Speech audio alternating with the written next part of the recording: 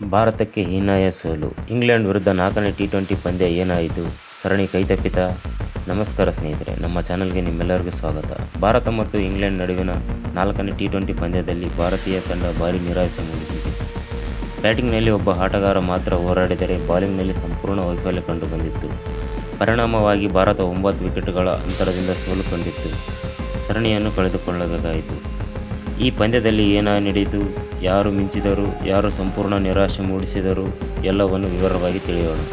ಮೊದಲು ಟಾಸ್ ಗೆದ್ದ ಭಾರತ ಬ್ಯಾಟಿಂಗ್ ಆಯ್ಕೆ ಮಾಡಿಕೊಂಡಿತು. ಆದರೆ ಆರಂಭದಿಂದಲೇ ವಿಕೆಟ್ಗಳು ಕುಸಿಯಲು ಆರಂಭಿಸಿದವು. ಇಂಗ್ಲೆಂಡ್ ಬೌಲರ್ಗಳ ಅತ್ಯುತ್ತಮ ಲೈನ್ ಮತ್ತು ಲೆಗ್ಸ್ನಲ್ಲಿ ಬೌಲಿಂಗ್ ಮಾಡಿ ಭಾರತದ ಟಾಪ್ ಆರ್ಡರನ್ನು ಸಂಪೂರ್ಣವಾಗಿ ಕಟ್ಟಿಹಾಕಿದರು. ನಾಯಕ ಶ್ರೇಯಸ್ ಅಯ್ಯರ್ ಜವಾಬ್ದಾರಿಯುತ ಇನ್ನಿಂಗ್ಸ್ ಆಡಿದರು.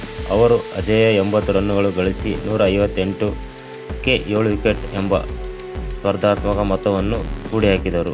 ಉಳಿದ ಬ್ಯಾಟರ್ಗಳಿಂದ ದೊಡ್ಡ ಬೆಂಬಲ ಸಿಗಲಿಲ್ಲ. ಶಿವಮ್ ದುಬೆ 22 ರನ್ನುಗಳು ಗಳಿಸಿದ್ದು ಹೊರತುಪಡಿಸಿದರೆ ಉಳಿದವ ಎಲ್ಲವೂ ಬೇಗ ಔಟಾದರು. 159ಗಳ ಗುರು ಬೆನ್ನಟ್ಟಿದ ಇಂಗ್ಲೆಂಡ್ ಆರಂಭದಿಂದಲೇ 1 ವಿಕೆಟ್ ಕಳೆದುಕೊಂಡರೂ ಅಲ್ಲಿಂದ ಪಂದ್ಯ ಮೇಲೆ ಸಂಪೂರ್ಣ ಹಿಡಿತ ಸಾಧಿಸಿತು. ನಾಯಕ ಹ್ಯಾರಿ ಬ್ರೂಕ್ ಮತ್ತು ಫಿಲ್ ಸಾಲ್ಟ್ ಭಾರತ ಬೌಲರ್ಗಳ ಮೇಲೆ ನಿರಂತರ ದಾಳಿ ನಡೆಸಿದರು. ಹ್ಯಾರಿ ಬ್ರೂಕ್ ಕೇವಲ 30 ಎಸೆಗಳಲ್ಲಿ ಅಜೇಯ 79 ರನ್ನುಗಳನ್ನು ಗಳಿಸಿದರು. ಫಿಲ್ ಸಾಲ್ಟ್ 59 ರನ್ನುಗಳು ಗಳಿಸಿ ಭಾರತಕ್ಕೆ ಯಾವುದೇ ಅವಕಾಶ ನೀಡಲಿಲ್ಲ. ಇಬ್ಬರ ನಡುವೆ 146 ರನ್ನುಗಳ ಜೊತೆಯಾಟ ಪಂದ್ಯವನ್ನು ಸಂಪೂರ್ಣವಾಗಿ ಇಂಗ್ಲೆಂಡ್ ಕಡೆ ತಿರುಗಿಸಿತು. ಅತ್ಯಂತ ಆತಂಕಕಾರಿ ವಿಷಯ ಏನೆಂದರೆ ಭಾರತದ ಬೌಲರ್ಗಳು ಒಂದೇ ಒಂದು ವಿಕೆಟ್ ಮಾತ್ರ ಪಡೆಯಲು ಸಾಧ್ಯವಾಯಿತು. ಯಾವುದೇ ಹಂತದಲ್ಲೂ ಇಂಗ್ಲೆಂಡ್ ಬ್ಯಾಟರ್ಗಳ ಮೇಲೆ ಒತ್ತಡ ನಿರ್ಮಿಸಲು ಸಾಧ್ಯವಾಗಲಿಲ್ಲ. ಈ ಸೋಲಿನೊಂದಿಗೆ ಇಂಗ್ಲೆಂಡ್ 5 ಪಂದ್ಯಗಳಲ್ಲಿ ಸರಣಿಯಲ್ಲಿ 3 ಮುನ್ನಡೆ ಸಾಧಿಸಿದೆ. ಸರಣಿಯನ್ನು ತನ್ನದಾಗಿಸಿಕೊಂಡಿದೆ. ಇದು ಇಂಗ್ಲೆಂಡ್ಗೆ ಭಾರತ ವಿರುದ್ಧ ಮೊದಲ ಟಿ20 ದ್ವಿಪಕ್ಷೀಯ ಸರಣಿಯ ಜಯವಾಗಿ ದಾಖಲಾಗಿದೆ. ಈ ಪಂದ್ಯದಲ್ಲಿ ಭಾರತದ ತಪ್ಪುಗಳ್ಯಾವುವು? ಟಾಪ್ ಆರ್ಡರ್ಗಳ ವೈಫಲ್ಯ. ಮಧ್ಯಮ ಕ್ರಮಾಂಕದಲ್ಲಿ ಒಬ್ಬ ಶ್ರೇಯಸ್ ಅಯ್ಯರ್ ಹೊರತುಪಡಿಸಿ ಯಾವ ದೊಡ್ಡ ಇನ್ನಿಂಗ್ಸ್ ಆಡಲಿಲ್ಲ. ಭಾರತೀಯ ಬೌಲರ್ಗಳಿಂದ ವಿಕೆಟ್ ಪಡೆಯಲು ಸಂಪೂರ್ಣ ವೈಫಲ್ಯವಾಯಿತು. ಡೆತ್ ಓವರ್ಗಳಲ್ಲಿ ರನ್ ನಿಯಂತ್ರಿಸಲು ಆಗಲಿಲ್ಲ. ಫೀಲ್ಡಿಂಗ್ನಲ್ಲಿ ಒತ್ತಡ ಸೃಷ್ಟಿಸಲು ಸಾಧ್ಯವಾಗಲಿಲ್ಲ.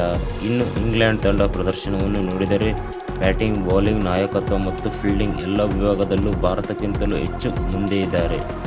ಈ ಸರಣಿ ಭಾರತದ ದೊಡ್ಡ ಎಚ್ಚರಿಕೆ ಗಂಟೆಯಾಗಿದೆ. ಮುಂದಿನ ಪಂದ್ಯದಲ್ಲಿ ತಂಡದ ಬದಲಾವಣೆ ಆಗುತ್ತದೆಯೇ? ಯುವ ಆಟಗಾರರಿಗೆ ಹೆಚ್ಚು ಅವಕಾಶ ಸಿಗುತ್ತದೆಯೇ? ಕೋಚ್ ತಂಡದ ಯಾವ ರೀತಿ ನಿರ್ಧಾರ ತೆಗೆದುಕೊಳ್ಳುತ್ತಾರೆ ಎಂಬುದನ್ನು ಕಾದು ನೋಡಬೇಕು. ಈ ಸೋಲು ಭಾರತದ ನಂತರ ಭಾರತದ